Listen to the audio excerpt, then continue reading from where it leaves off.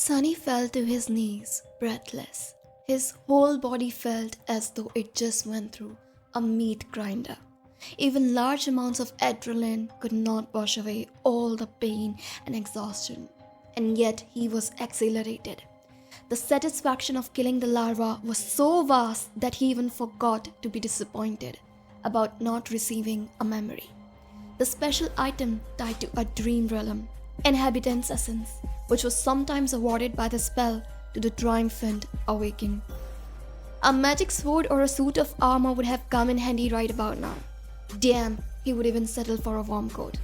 3 seconds, you can rest for 3 more seconds, Sunny thought. After all, the nightmare was far from over.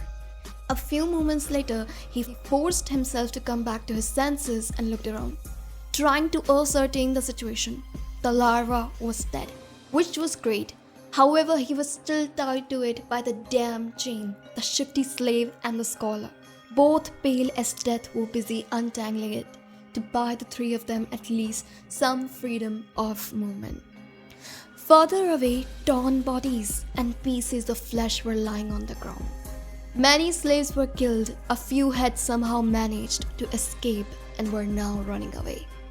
Fools! They are dooming themselves. The chain, as it turns out, was at some point broken in two. That's why it suddenly slackened when Sunny was being dragged by the mass of panicking slaves. If the shackles had a less sophisticated locking mechanism, he could have tried to free himself now. However, each pair was fixed to a specific link. Without unlocking them, no one was going anywhere. The tyrant mountain crane presumably was hidden from sight by the bright glow of the bonfire. However, Sunny could feel its movements due to subtle tremors spreading through the stones, as well as the desperate screams of those slaves who were yet to perish. An angry bellow or two could also be heard, indicating that some of the soldiers were still alive, desperately trying to fight the monstrosity off. What pulled his attention the most, though, was the fact that several of the maimed bodies were starting to move. More larvae? His eyes widened. One after another, 4 more corpses slowly rose to their feet. Each beast looked as disgusting as the first one had, and a bit less deadly. The nearest was mere meters away from Sunny. Damn it all, thought, and then weakly, I want to wake up. A strange clicking filled the air. One of the beasts turned its head towards the 3 slaves and gnashed its fang. Shifty fell on his ass, whispering a prayer while Scholar just froze in place. Sunny's eyes darted to the ground, trying to find something to use as a weapon, but there was not a single thing he could use. Full of vitriol, he simply wrapped a length of chain around the knuckles and raised his fist. Come at me, you bastard! The larva dashed forward with incredible speed in a flurry of claws, fangs, and terror. Sunny had less than a second to react. However, before he could do anything, a nimble figure moved past him, and a sharp sword flashed in the air. The monster, beheaded with one strike, fell viciously onto the ground. Sunny blinked. What was that? Dumbfounded, he slowly turned his head and looked to his left. Standing there with a valorous expression was the handsome young soldier who had once offered him water. He looked calm and collected, if a little grim. There was not a speck of dirt or blood on his leather armor. He's awesome, Sunny thought before catching himself. Poser, he's a poser. With a short nod, the soldier moved forward to face the remaining 3 larvae. But after taking a few steps, he suddenly turned around and gave Sunny a long look. Then with one swift motion, the young warrior took something from his belt and threw it to Sunny. Save yourself! With that, he was gone to fight the monsters. Sunny reflexively caught the item and watched the soldier go. Then he lowered his gaze and studied the thing, clutched tightly in his hand. It was a short and narrow iron rod with straight bend on its end. A key?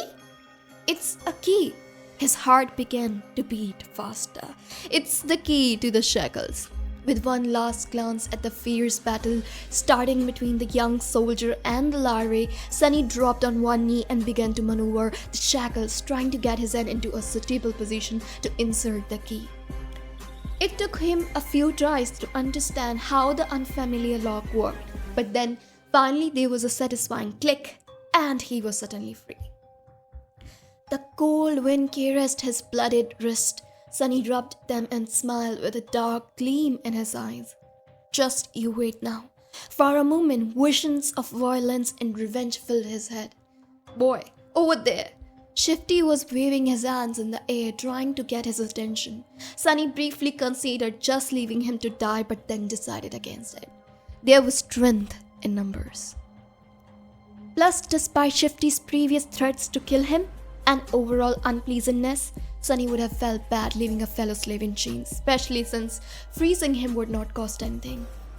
He hurried over to the other two slaves and quickly unlocked their shackles. As soon as Shifty was free, he pushed Sunny away and did a little dance, laughing like a maniac. Ha! Free at last! Gods must be smiling upon us. The scholar was more reserved. He squeezed Sunny's shoulder in gratitude and smiled weakly, casting a tense look in the direction of the ensuing fight. 2 of the 3 larvae were already dead. The third one was missing an arm, but still trying to tear its opponent apart. The young soldier danced around it, moving with the graceful fluidity of a natural-born warrior. What are you waiting for? Run! Shifty made a move to run away, but was stopped by Scholar.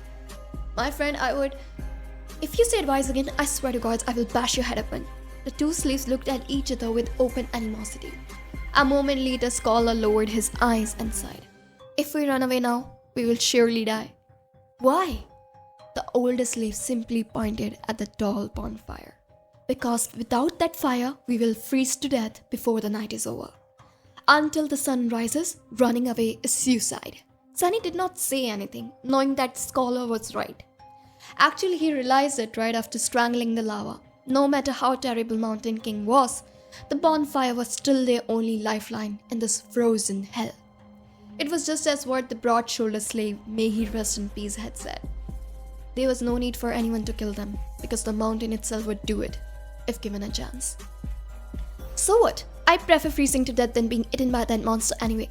Not to mention, turning into one of those things.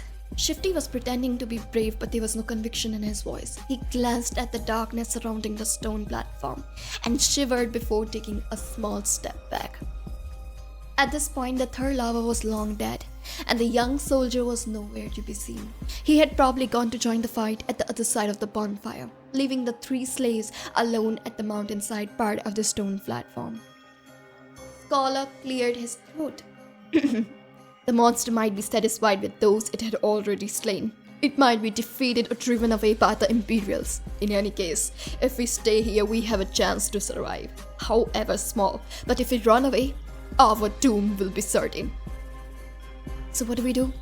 Unlike Scholar, Sunny was sure that Mountain King would not be satisfied with killing just most of the slaves. Neither did he believe that a bunch of mortals would really be able to defeat it.